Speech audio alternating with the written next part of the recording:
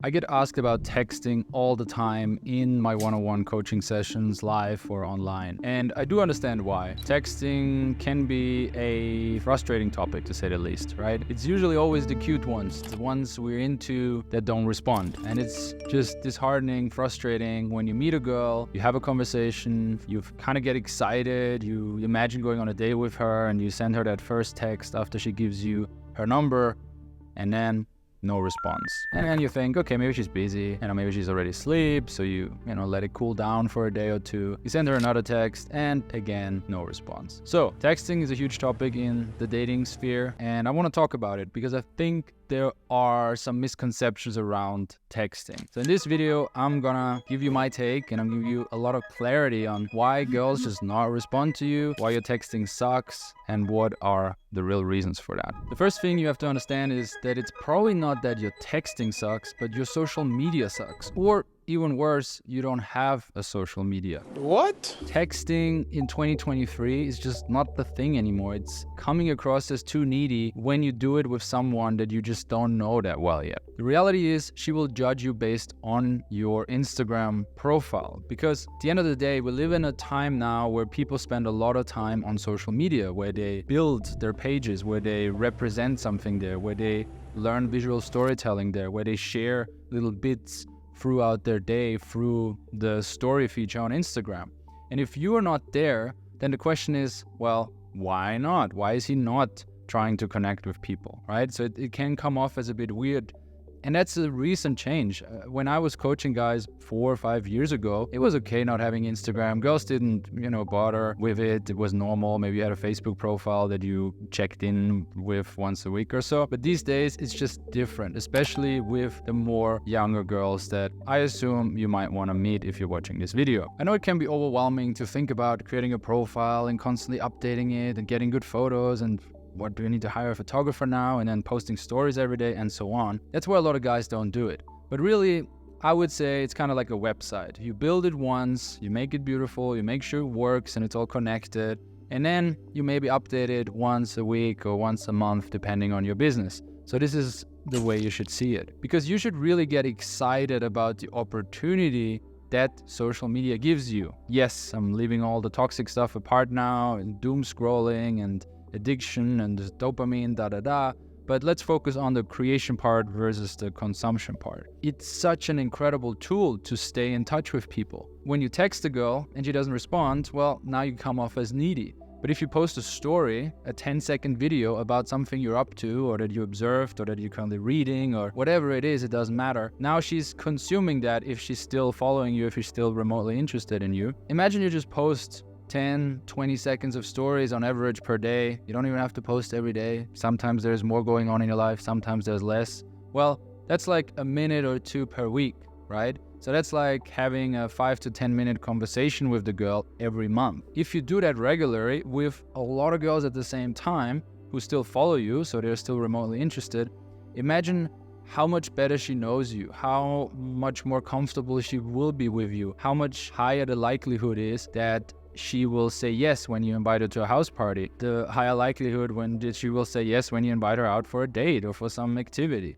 Because she had a conversation with you for the last couple of months by just consuming your content. The other problem with texting is that probably your approach sucks as well, right? If we talk about approaching women, cold approach, on the street, in bars and cafes, whatever, probably you're just not that good yet. You are probably not drawing enough investment out of her. You're probably not putting enough pressure on her. You're not challenging her. You don't create an emotional impact. You're just like a nice, charming guy. Maybe you're well-dressed and you make an impression, and she was kind of charmed. She gives you her number. And then your texting is also not that good. So you're turning like a maybe into a no, instead of, with Instagram, a maybe into a yes. It's natural that your approaching skills aren't that good yet. It took me, to be honest, maybe 2 years that I'm really at a level where I'm like confident and I don't care about rejection as much anymore, which made me more relaxed, which made my approaches better, and so on. So it just takes a while. But as I mentioned, improving your social media profile can be done if you get the correct advice, which can come from me. Click below. You can do that within a week. You have to imagine your Instagram, as I mentioned, is kind of like a website that you build once and then, people can check it out, they can search it, they can browse on it, versus you having good game. Well, that takes a while. It's almost like, again, the Instagram profile is like a website. You build it once, people can browse on it, it's up 24/7, versus you having good game is like training a sales team and making them work in the shop 24/7 and checking in with them and paying their wage every month and so on. So I think you get the comparison. Part 2, why your texting sucks, is you're probably initiating too much, you're too needy, you are investing way more than she is. Just go back in the last 10 interactions you had with women that you are attracted to and analyze. Just read the text, see, even by words, how much did she text, how much did you text? How long did she take to respond, how long did you take to respond? Were you always available? Did you always give her the feeling that there's not much going on? And of course, we're in a territory here where we could play some games and, on purposefully wait for a little bit and stuff like that.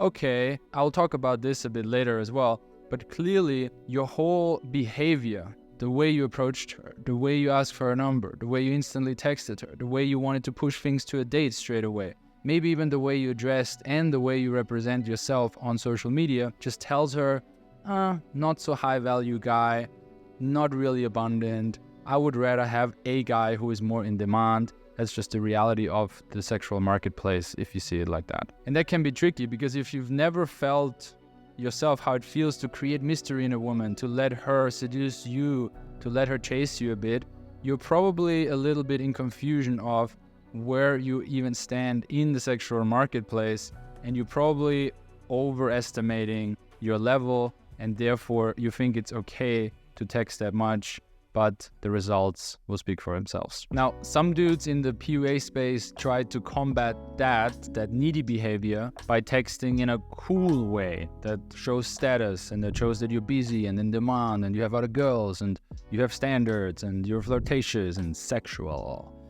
And most of the time, if done uncalibrated, which mostly it is because you just don't know what the calibrated way of texting is, it comes off as quite cringe, right? So there might be examples where you try to create excitement really hard of like, let's run away and steal a helicopter and discover an isolated island, right? Something like that. Yeah, I'm pretty busy this week, but we could meet up for a coffee, but we gotta keep it short because I got a lot of meetings going on. So you're trying to show how important you are and what a business dude you are. Another example here, we should totally go bowling. I have to check if you're any good though, devil emoji, trying too hard to create friction and to show you have standards and you're teasing her, or even worse, you're doing sexual stuff too early. Are you a naughty girl? Or you seem like a naughty girl? Or you are a naughty girl, aren't you? Wink. Oh, you do yoga? I bet you are flexible. Wink.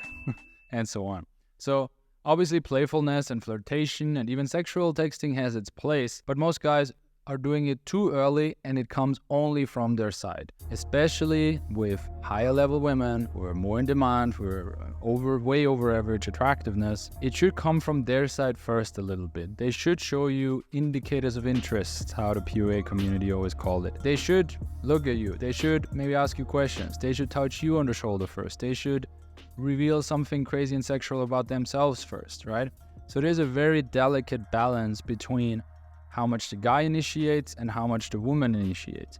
Of course, if we talk about cold approach, which we do a lot on this channel, we have to acknowledge that we as the man, it's our job to approach first, to make the interaction even possible, to initiate, to ask her a little bit, to get her out of her shell a little bit. But then it is important, and I do show that a lot during my in-field breakdown videos, that then you have to tone it back a bit, try to get equal, ask good questions that she enjoys answering, and then shut up for a little bit. Also, with the examples I was just listing, most of the guys are looking for a hack, right? They follow a certain page on TikTok or Instagram or YouTube that has like the next big texting advice. It's almost like the next big sales copy that will convert every lead or that will make you millions of dollars. It's like copy, paste, copy, paste, copy, paste. You cannot copy, paste stuff like that. Either it gets overused way too fast, or it mainly just comes off as weird. It just doesn't fit your personality, it doesn't fit her personality, it doesn't fit the situation, it doesn't fit the stage of seduction you're in with that girl, and so on. So, the best thing is to develop a certain level of charisma, naturalness, and true abundance. Obviously, that is way easier said than done, but let's look at how we can do that. So to summarize, most of the time a girl doesn't respond when she perceives you as a certain level of low status, not being very social, or having bad communication skills, or worst, a combination of all these. And everything you're doing and saying and the energy you're putting out is giving her hints towards all of these metrics, right?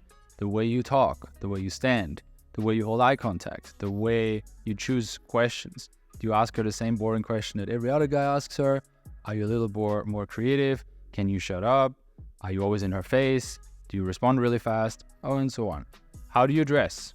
What type of people do you hang out with? And then all of this, how do you represent yourself on social media? Status is a thing, like it or not, right? There's a great book, The Status Game, which I recommend everybody to read, but it just is an important indicator for her where she's at.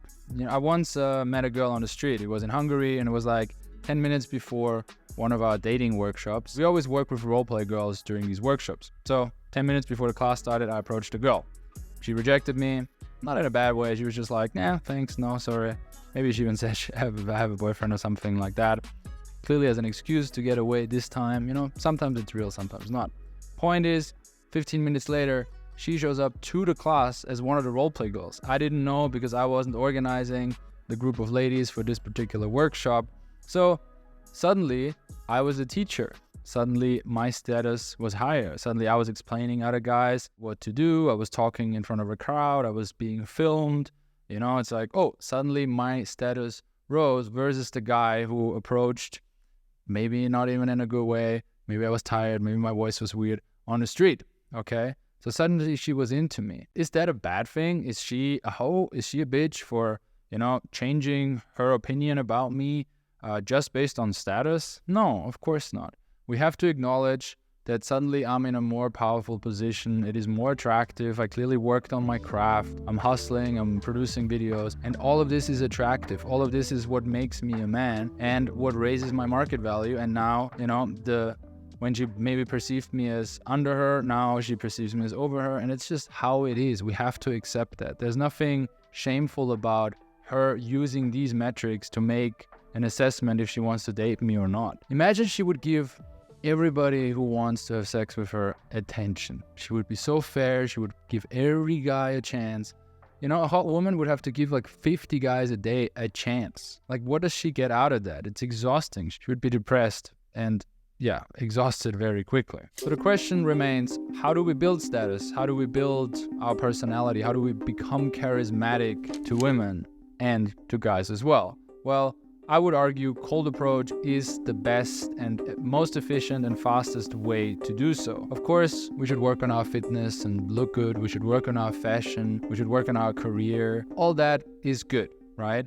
But I know for a fact, because I'm coaching a lot of guys who have all these things. They're very successful. They have a great routine. They have a great body, and they still don't get the women they truly desire. It's because they lack charisma and they lack portraying their status, portraying themselves to the outside world in real life and on social media. And you can learn that super fast with cold approach. If you do a workshop with me, you're gonna approach 10, 15 girls every day. So if we work together for 5 days, that's like 50 to 80 women that you're interacting with, that you practice with, that you get feedback on, that you get real world experience with. You doing that for a year, you know, don't have to be 10 or 15 a day, but if you do 1 on average per day or 2 per day for a year, you're gonna have so much more reps, right? Like doing a rep in the gym, and so much more understanding and calibration and what it means to talk and how to challenge a girl and what she's turned on and off by and what she wants to talk about and what leads to a good conversation, what leads to a short conversation, and so on. It's just the best real world feedback that anything can give you. You know, compare that to going to bars or swiping on Tinder. You see how it's just not as good. Now, I do understand that doing the first approach is scary. It's hard. It means you have to overcome your social fears and your fear of rejection and so much more. I can relate It took me literally a year till I did my first real proper direct cold approach. And I want to help you with that. So if you click below, you find a link to a free coaching call where you can literally be on the street and we coach you through your first approach. So if you want to take us up on that offer, click below. If you want to start from the comfort of your home, I did create a free in-field guide where I take 3 totally distinct, different cold approaches I did in Barcelona. I went through them, I analyzed them, and I put it in a nice video format. So this cold approach guide is also available for download right now for free. You can have it in your inbox in 2 minutes. Click below. And yeah, let me know what you think about the topic of texting. Do girls usually flake on you? Did you create some crazy hack? What's your experience with dating apps? And mainly, I'm interested in, do you use social media to its potential already? Do you need more help with it? Do you have any other questions that I should talk about? I appreciate it. I will read every comment below. And like and subscribe. See you in the next video. Peace.